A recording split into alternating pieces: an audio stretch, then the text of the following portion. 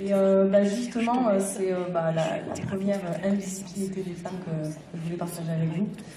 Quand j'ai regardé les chiffres, je trouvais ça assez étonnant, je m'en doutais bien, mais en gros, quand on regarde les retransmissions sportives sur la télévision, donc entre les compétitions féminines et les compétitions masculines, alors, je crois que mon ordi a un bug, mais je vais continuer à parler. 5% des représentations sont des compétitions féminines.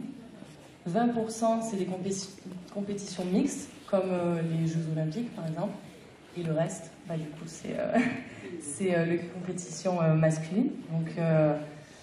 Donc voilà, en fait, ça ouvre un petit peu le débat sur le fait qu'on voit peu de compétitions féminines. Et du coup, les jeunes femmes, les jeunes filles, quand on est enfant, on a du mal en fait à s'identifier, à se dire voilà, moi peut-être que je peux faire du foot, je peux faire du rugby, mais on voit que des hommes à la télé, donc c'est peut-être aussi en partie pour ça qu'il y a moins de licenciés femmes dans ces disciplines sportives par rapport aux hommes.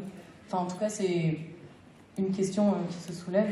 Et quand on regarde justement le nombre de licenciés dans toutes les disciplines, toutes les fédérations confondues, il y a beaucoup moins de femmes qui sont licenciées que des hommes. Donc 38% de licences des femmes sont licenciées et 62% sont des hommes. Et si on regarde aussi au niveau fédéral sur les institutions, qui est-ce qui gère en fait les institutions fédérales?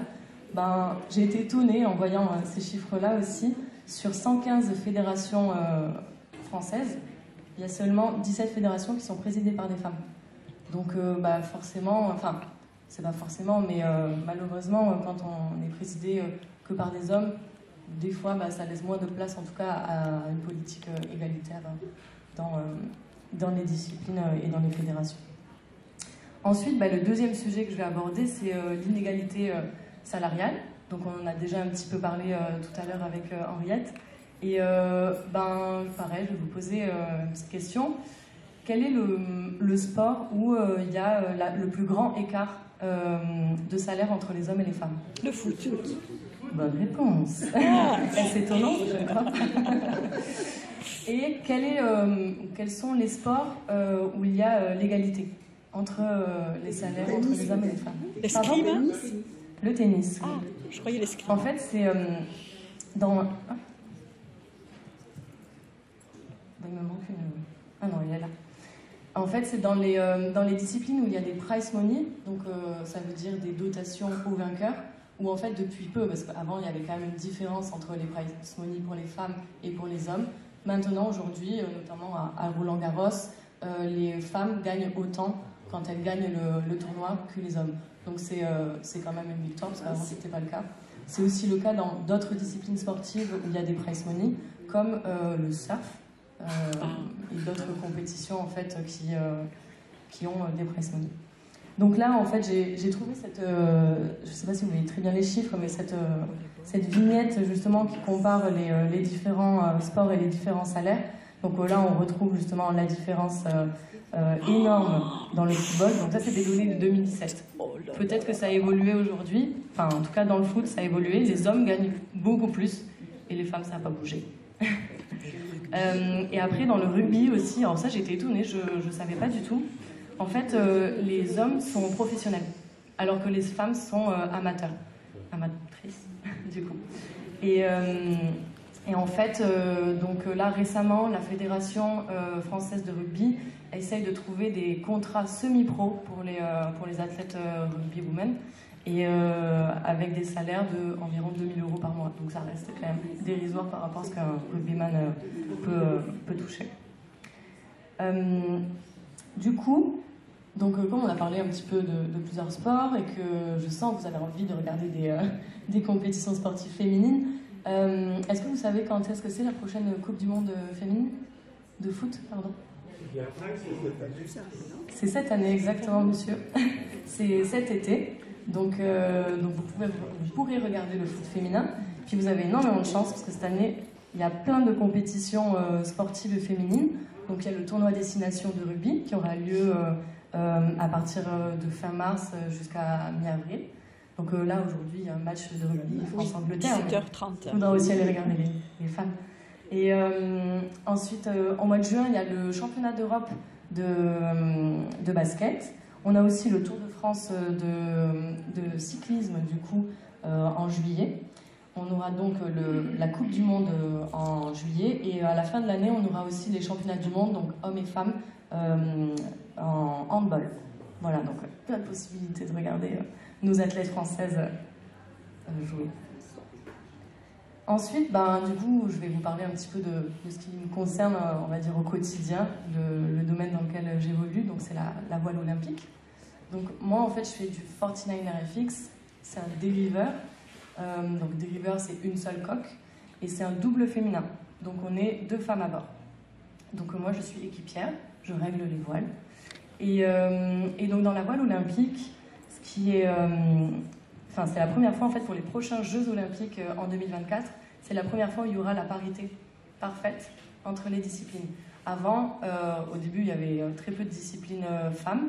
Ensuite, de plus en plus, il y a eu des disciplines que femmes. Et maintenant, il y a beaucoup plus de disciplines mixtes. Donc notamment en catamaran, en 4-7. Je ne sais pas si certains de vous ont déjà fait du 420 ou du 4-7. Donc voilà, maintenant c'est passé mixte pour les prochains Jeux olympiques en 2024. Et du coup, en fait, en faisant un petit peu mes recherches, je suis tombée sur des chiffres. Donc, en 1900, on a eu les Jeux Olympiques à Paris. Donc là, ce sera en 2024, les prochains Jeux à Paris. En 2024, on va avoir la parité parfaite. Hommes-femmes pour toutes les disciplines, pas que pour la voile. À votre avis, combien de femmes participaient aux Jeux Olympiques en 1900 ? Un pourcentage. Parce que moi j'ai que le pourcentage. 5%, 2%, 3%. C'est 2%. 2%. Donc on a attendu 124 ans pour avoir la parité parfaite entre toutes les disciplines sportives. Il a fallu du temps. Et après, du coup, dans la voile olympique, je pense que c'est un peu une sphère où on a de la chance, dans le sens où, en fait, la voile olympique n'est pas très bien médiatisée. Donc, du coup, que ce soit les hommes ou les femmes, on est gérés à la même valeur, quoi. On ne nous voit pas trop à la télé, que ce soit les uns ou les autres. Et en termes de salaire, en fait, c'est hyper compliqué de gagner sa vie en tant qu'athlète olympique. Donc, il y a différentes manières de pouvoir être rémunéré. On peut avoir notamment des aides de la Fédération française de voile. On peut également faire partie des douanes ou en fait, c'est des quotas qu'on a aux douanes, à l'armée aussi, l'armée des champions, on appelle ça, ou à la SNCF. Et enfin, le deuxième levier qui permet de rémunérer un athlète olympique, c'est les CIP. Donc, du coup, c'est un contrat d'insertion professionnelle. Et donc moi je bénéficie de ce système-là et en fait donc je travaille actuellement à Sète, à l'usine d'incinération de déchets et en fait je suis libérée pour pratiquer ma discipline sportive. Donc du coup je suis pas c'est un peu comme les rugby women en fait. Je suis amatrice. Mais bon c'est un peu pareil pour les hommes et les femmes. Pour le coup il n'y a pas d'inégalité sur ce point-là. Ensuite, je voulais vous parler aussi de la voile professionnelle, on appelle ça, alors là pour le coup, ils gagnent bien leur vie, tous. On peut aussi appeler ça la voile sportive, parce qu'en fait c'est des gros bateaux qui vont très vite, ils sont en équipage à peu près de 5 personnes à bord. Et en fait, en ce moment, il y a vraiment une belle dynamique pour laisser la place, en tout cas aux femmes. Avant, c'était pas le cas, enfin c'était que des équipages 100% masculins. Et donc là, pour la prochaine Coupe de l'América, je ne sais pas si ça vous parle, la Coupe de l'América. Oui. C'est vraiment la compétition la plus prestigieuse en voile sportive, en dehors du coup de la voile de la course au large, avec le Vendée Globe. Donc en fait, là, pour la prochaine Coupe de l'América, il va y avoir pour la première fois des équipes féminines. Alors, dit comme ça, c'est génial. Après, du coup, on va d'abord mettre en lumière les hommes et après, il y aura la compétition des femmes et des jeunes. Mais bon, c'est un début, j'ai envie de dire. Il y a toujours mieux à faire, mais c'est un début.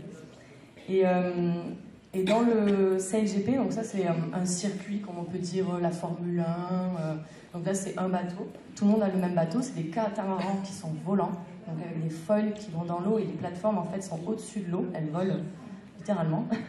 Et donc ce circuit existe depuis pas très longtemps, depuis 2019, et en fait au début il n'y avait pas de restrictions, enfin pas de restrictions, mais on n'imposait pas aux équipages d'avoir des femmes à bord.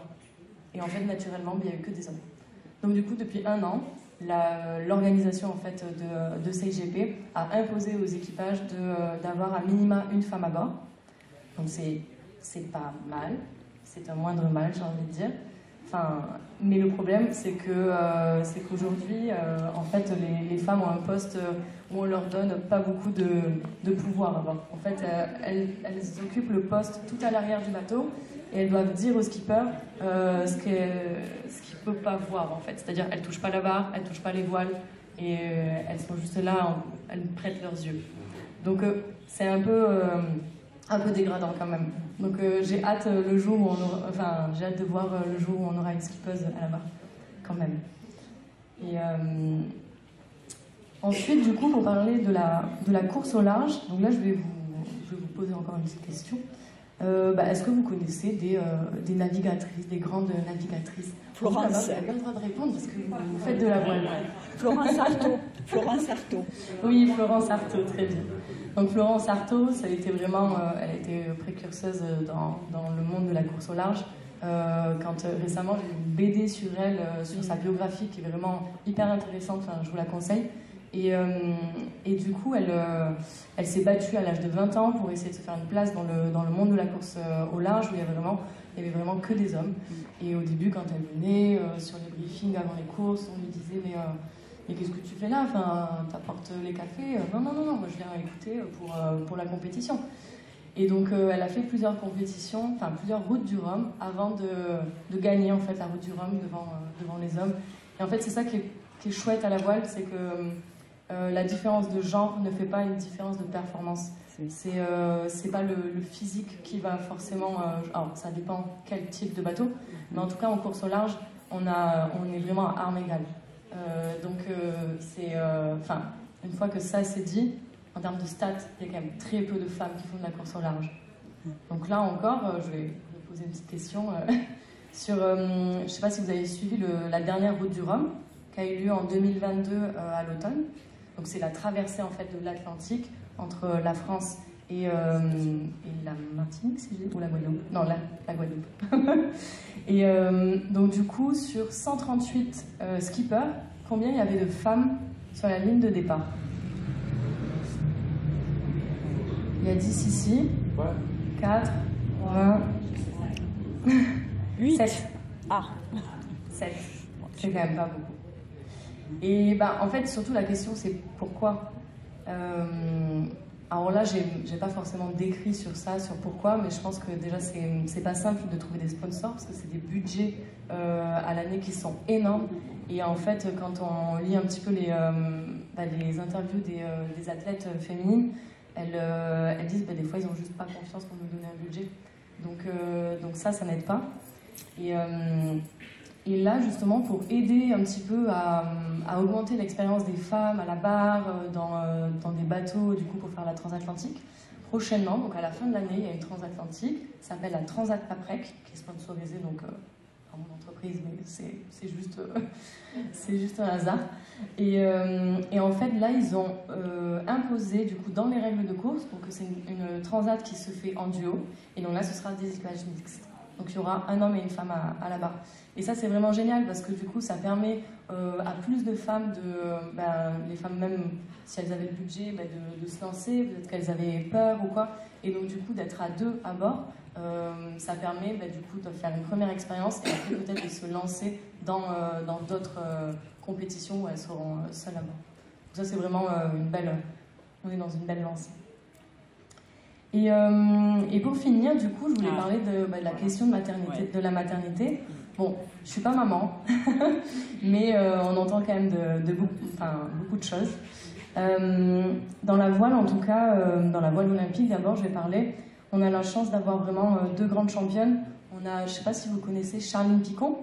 Charline Picot, c'est une athlète en planche à voile qui fait maintenant du 49er FX, donc maintenant c'est ma concurrente, mais avant non. Et du coup, elle est maman d'une jeune fille. Elle est double médaillée, donc médaille d'or aux Jeux de Rio et médaille d'argent aux Jeux de Tokyo. Et elle est maman et elle s'en sort à merveille entre élever sa petite fille et être sportive de haut niveau. Et on a aussi Camille Lepointre qui est double médaillée également en 4-7 à Tokyo et à Rio, donc médaille de bronze. Et elle est maman de 2 enfants. Donc en gros, entre chaque Olympiade, elle a eu un enfant. Et en fait, pour moi, c'est des femmes qui sont vraiment inspirantes parce que souvent, quand on est athlète, comme moi, on se demande est-ce que je vais pouvoir avoir des enfants, il va falloir que j'arrête pendant 9 mois, arrêter en tout cas sa préparation sportive pendant 9 mois, c'est beaucoup.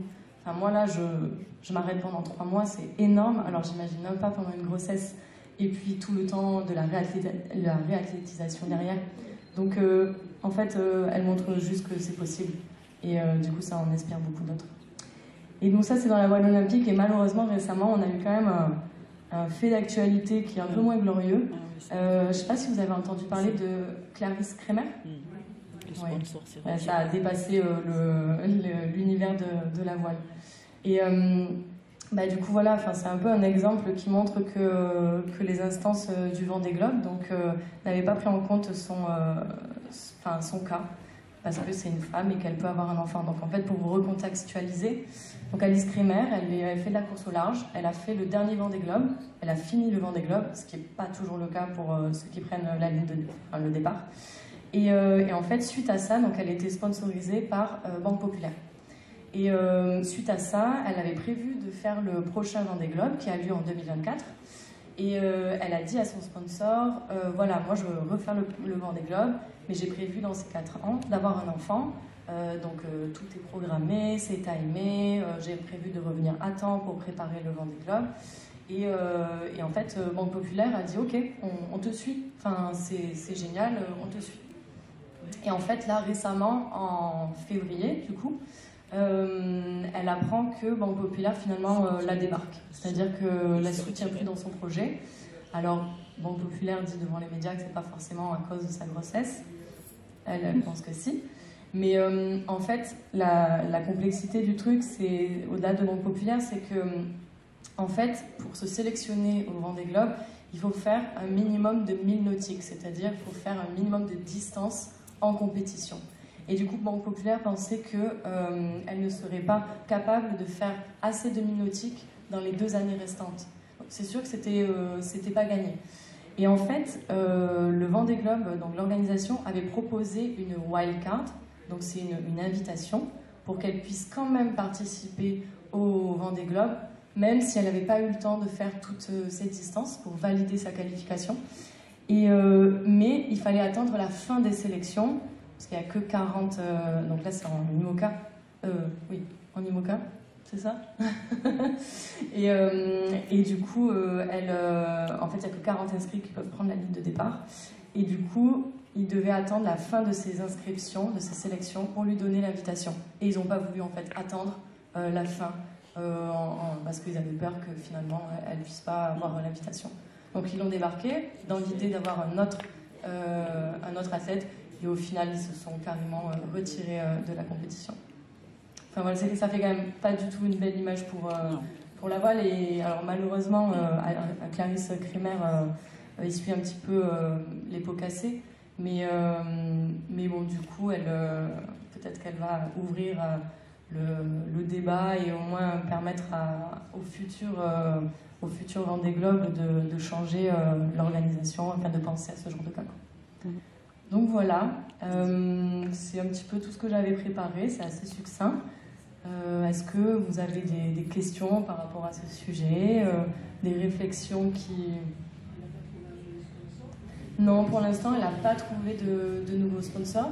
Elle a la volonté, mais en fait, à 2 ans du Vendée Globe, c'est même 1 an et demi maintenant, c'est compliqué parce qu'il faut qu'elle ait un bateau. Du coup, soit ils rachètent un bateau, soit ils en construisent un. Donc c'est pas simple en tout cas. Voilà. Mais non, actuellement, j'espère pour elle qu'elle trouvera un sponsor. ça reflète les expériences des femmes à tout niveau professionnel, que ce soit la musique, le sport, n'importe quel milieu du travail, ça reflète exactement la situation des femmes en ce moment. C'est pas différent pour le... En fait là c'est un exemple précis, mais qui est représentatif de la société, bien sûr.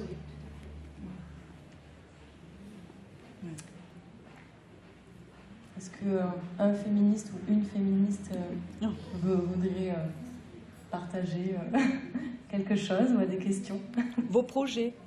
Mes projets personnels, en voile, oui, vous voulez dire? Oui. Alors, du coup, là, j'en ai pour en tout 3 mois. Donc, ça s'est passé le 11 février. Et donc là, j'enlève, j'ai des broches, j'ai des vis, il y a pas mal de matos là-dedans. Et donc, à la fin du mois, je commence à enlever les broches. Après, je vais faire de la rééducation. J'enlève les vis début mai. Et donc, fin mai, début juin, je devrais pouvoir recommencer à naviguer pleinement sur mon bateau avec ma coéquipière. En tout cas, on est fiers d'avoir une championne comme toi dans notre village. Ah oui, c'est sûr. Merci. Bravo, bravo.